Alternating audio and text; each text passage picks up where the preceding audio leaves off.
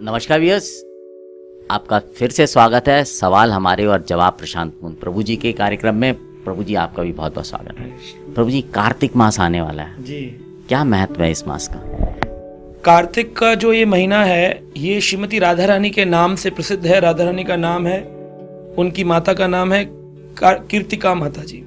वृषभानु और कीर्तिदा, तो कीर्तिदा माता जो उनकी माता हैं उन्होंने राधा रानी को एक नाम दिया है कार्तिका, और कार्तिका के नाम से यह महीना कार्तिक महीना कहलाता है। वैष्णवों में इस महीने को दामोदर मास भी कहते हैं कि दाम यानी कि रस्सी और उदर यानी पेट, यानी जिस महीने में श्री कृष्ण के भगवान यशोदा मैया ने श्री कृष्ण भगवान के पेट को रस्सी से बांधा था। तो ये जो महीना है दामोदर महीना, ये विशेष उत्सवों से भरा हुआ महीना है।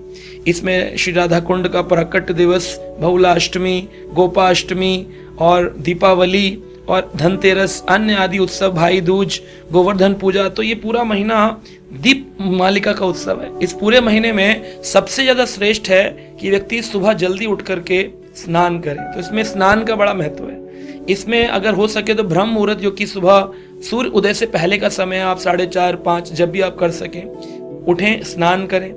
दूसरा इसके अंदर बड़ा मुख्य है तुलसी की सेवा।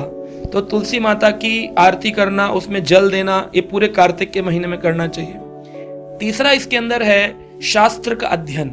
कोशिश करें कि इस पूरे एक महीने में, जैसे कई लोग कार्तिक महिमा पढ़ते हैं, उसकी कोई पुस्तकें भी आती हैं, लेकिन कार्तिक महिमा से भी ज्यादा उत्तम है पढ़ना श्रीमद् भागवत को पढ़ें, या तो भगवान श्री कृष्ण की महिमाओं को कृष्णा बुक एक करके आती है इस्कॉन में, उस पुस्तक में कृष्ण की 90 लीलाओं का वर्णन है, बालकाल से लेकर के भगवान की नित्य लीलाओं तक, अंत लीलाओं तक सारी लीलाओं का वर्णन है, वो पढ़ें हम श्रीमद् भागवत का। तो अध्ययन हो गया।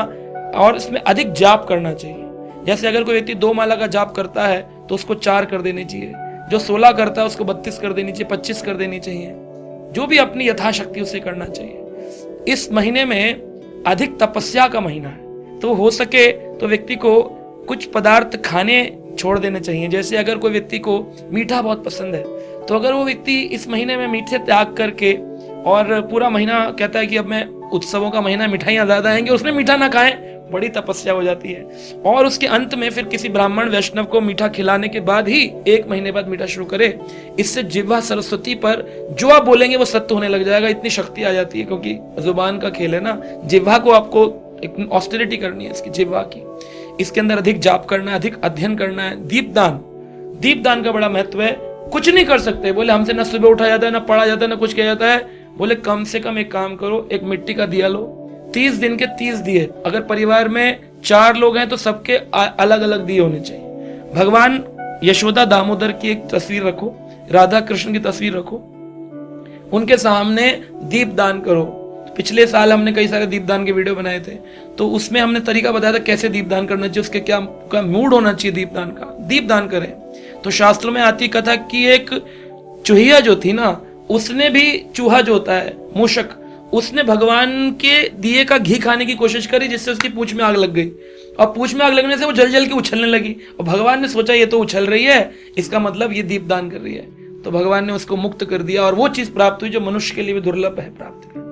तो शास्त्र हमारे वर्णन करते हैं ये दीपदान, जितने दीप आप दान करेंगे, शरीर छोड़ने के बाद आत्मा जब भगवान के धाम को जाती है, तो उस रास्ते में बाकी लोगों को तो हंटर खाने पड़ते हैं यमदूतों के, लेकिन जो लोग दीपदान करते हैं उनकी दीप मालिका होती है पूरे रास्ते में, उनका स्वागत होता है कि ये आदमी देखो दीपदान करके आया है। तो दीपदान करने का मतलब ये नहीं कि दीप तो रोज ही घुमाते हैं पीतल वाला दिया, लेकिन इसमें मिट्टी का दिया दान करना है भगवान के आगे, और बोलना है मंत्र कि यह मैं दान कर रहा हूं ठाकुर जी, ये दीप मालिका आपके चरणों में।